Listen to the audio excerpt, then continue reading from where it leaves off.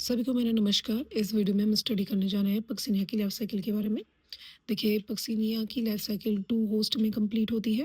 पहला host wheat होता है, जो हम पिछली वीडियो में कंप्लीट कर चुके हैं। इस वीडियो में हम कंप्लीट करेंगे जो सेकेंडरी होस्ट है बारबेरिस प्लांट में। इसकी जो हैप्लॉइड लाइफ साइकिल होती है वो किस तरह से कंप्लीट होती है। देखिए, इसकी लाइफ साइकिल स्टार्ट करने के लिए हमें बेसिडियोस्पोर पर जाना होगा। बेसिडियोस्पोर जो होता है एयर करंट के थ्रू बारबेरिस के प्लांट पर पहुंचता है। जैसे ही टेम्परेचर और ह्यूमिडिटी मिल जाती है, वैसे ही इस पर ये जर्मिनेट कर जाता है। तो लीफ के ऊपर जब ये जर्मिनेट होता है तो प्राइमरी हाइफा का फॉर्मेशन करता है, और हाइफा आगे जाकर डिवाइड होकर माइसीलियम का फॉर्मेशन करता है। कैरेक्टरिस्टिक ये है कि माइसीलियम में एक ही न्यूक्लियस होता है, तो इसको बोलते हैं मोनोकैरियोटिक माइसीलियम। देखिए, फंगस में ऐसा होता है कि माइसीलियम जैसे ही बन जाता है तो अब रिप्रोडक्शन का टाइम आता है, तो उस टाइम फ्रूटिंग बॉडी बनती है, यानी उसके अंदर स्पोर फॉर्मेशन बनना होता है।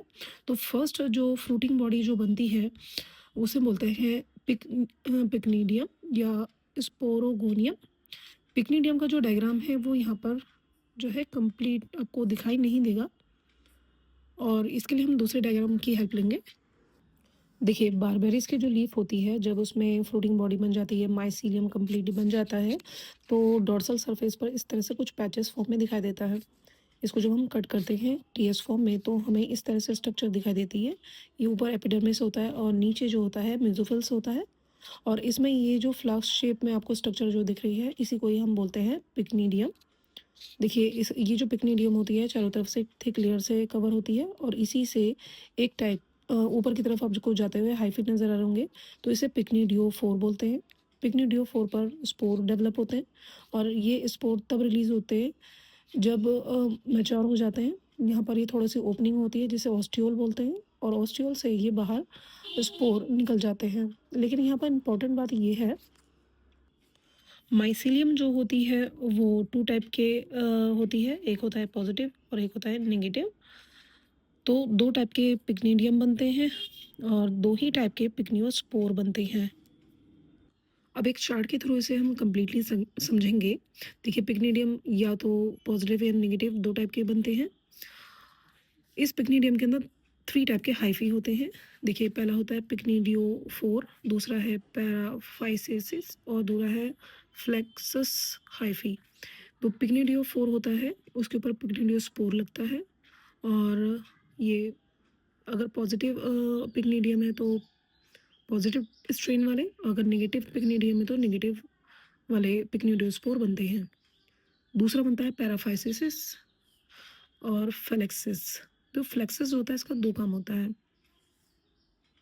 देखिए, जैसे स्पोर ये रिलीज हुआ, तो यहाँ पर क्या होता है कि ये जो पिक्नीडियम है स्पेशल टाइप के नेक्टर को रिलीज करता है। नेक्टर जब रिलीज होता है तो ये पिक्नीडियोस्पोर इस फ्लेक्सस हाइपी से अटैच्ड हो जाते हैं, और ये इंसेक्ट को अट्रैक्ट करता है। इंसेक्ट को अट्रैक्ट करने की वजह से जो नेगेटिव वाले पिक्नीडियोस्पोर होते हैं वो पॉजिटिव पिक्नीडियो स्पोर के पास पहुंच जाते हैं, जिसको बोलते हैं स्पर्मेटाइजेशन। कभी कभी ऐसा होता है कि जो ये पिक्नीडियोस्पोर होता है फ्लेक्सस हाइफी से अटैच्ड हो जाते हैं और डाइकैरियोनिक हाइफी का फॉर्मेशन करते हैं। तो इसको मैंने ऐसे लिया है, फ्लेक्सस हाइफी है तो पहला काम स्पर्मेटाइजेशन है, और दूसरा काम क्या है, डाइकैरियोनिक माइसेलियम। अच्छा, ये तीनों हाइफी जो होते हैं वो फ्लास्क फ्लास्क शेप पिक्नीडियम में प्रेजेंट होते हैं। जो ओपनिंग होती है उसको ऑस्टियोल बोलते हैं, जो लीफ के ऊपर की सतह पर खुल जाते हैं, और इसका डायग्राम कुछ हमें इस तरह से दिखाई देता है। अब आप देखिए कि ये डायग्राम फिर आपको समझ में आ रहा होगा कि यहाँ जो स्पोर बना और यहाँ पर भी जो स्पोर बना वो अलग अलग स्ट्रेन के हैं, तो इसलिए इस पर मेटाइजेशन होना बहुत ज़रूरी है, और उसमें फ्लेक्सस हाइफी का इंपॉर्टेंट रोल होता है।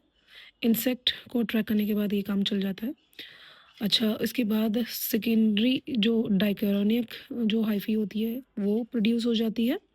अब ये आगे जाकर नेक्स्ट स्पोर को प्रोड्यूस करने के लिए रेडी हो जाते हैं। देखिए, लीफ के ऊपर यानी डॉर्सल साइड पे तो ये पिक्नीडियम होता है, बट नीचे की टाइप में जो होता है वो एसिडियम होता है। ये वाला नाम आप नहीं पढ़ेंगे, एसिडियम। अब देखिए, एसिडियम का जो स्ट्रक्चर अगर हमें समझना है तो उसका एक फ्लो चार्ट देखेंगे। अब देखिए, डाइकैरोनिक जो माइसीलियम जो बनता है स्टार्टिंग में हाइफी से, उसको हम बोलते हैं प्रोटो एसिडियम।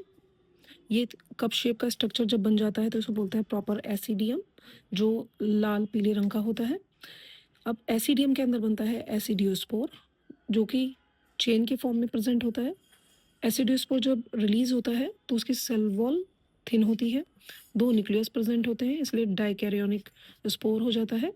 इसका कलर ऑरेंज कलर का होता है। अब एसिडियोस्पोर जो होता है अपने प्राइमरी होस्ट पर जाता है, जहाँ पर वाटर अब्जॉर्ब करके राउंड स्ट्रक्चर में हो जाता है। अब ये बारबेरिस को इन्फेक्ट नहीं करता, ये वीट को इन्फेक्ट करता है और वहाँ जर्मिनेट होकर जो डाइकैरियोनिक माइसीलियम बनाता है, या वहाँ जाकर यूरिडियम बनाकर उसके अंदर यूरियोस्पोर का डेवलपमेंट होने लगता है। अब आप यहाँ क्लियरली समझ सकते हैं। इसको मैं थोड़ा जूम कर देती हूँ। अब देखिए ऊपर क्या हुआ, डोर्सल साइड पर तो ये पिक्नीडियम है और नीचे क्या हुआ, एसिडियम। एसिडियम कप शेप में है और इसके चारों तरफ जो स्ट्रक्चर है उसको बोलते हैं पेरिडियम, और ये इस तरह से जो एसिडियोस्पोर होता है वो रिलीज हो जाता है पेरिडियम के फटने से। ये जो एसिडियोस्पोर होता है ये कुछ इस डिज़ाइन का होता है, जिसमें आपको सेल वॉल याद रखना है और न्यूक्लियस याद रखना है, और सेल जो होती है वो यूनिसेलुलर ही होती है। सेल वॉल थिन होता है और न्यूक्लियस 2 होते हैं। अब ये नेक्स्ट इन्फेक्ट किसको करता है, वीट प्लांट को। इसका एक और स्ट्रक्चर जो बुक पे दिया है उसको भी आप क्लियरली समझ लीजिए।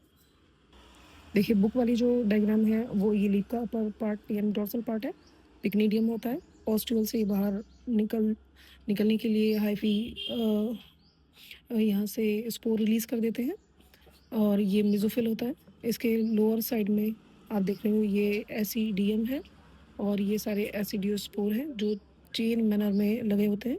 इनके नीचे है एसिडियोफोर, जिसके ऊपर एसिडियोस्पोर लगे होते हैं, और ये येलो कलर का जो पार्ट आपको दिखाई दे रहा है इसे बोलते हैं पेरिडियम।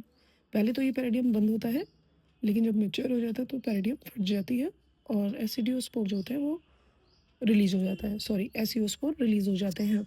होप आप लोगों को समझ में आया होगा कि जो बारबेरिस प्लांट पर हैप्लॉइड क्यों होते हैं।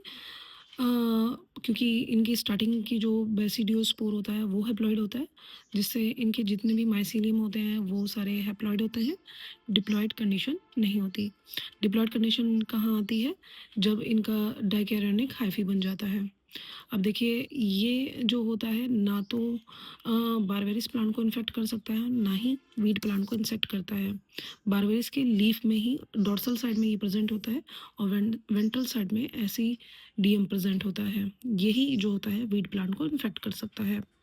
तो इस तरह से हमने पक्सिनिया की लाइफ साइकिल कंप्लीट कर ली है।